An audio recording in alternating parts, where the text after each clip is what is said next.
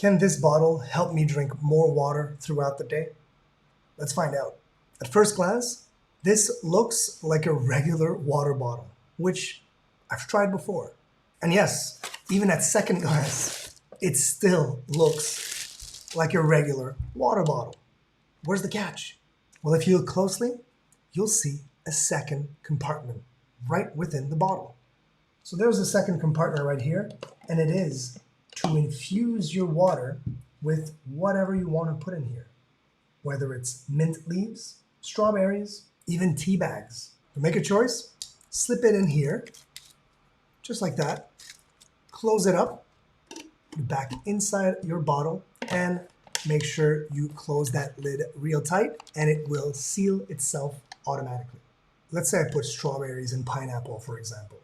Well, within seconds, my water will have that aroma. It will benefit me because it'll make me want to drink more water. Makes my water more interesting, and I can do that right in the comfort of my own home. The bottle itself is very, very nice. BPA free, has a nice grip for your fingers on one side and another kind of grippy surface for your thumb on the other side.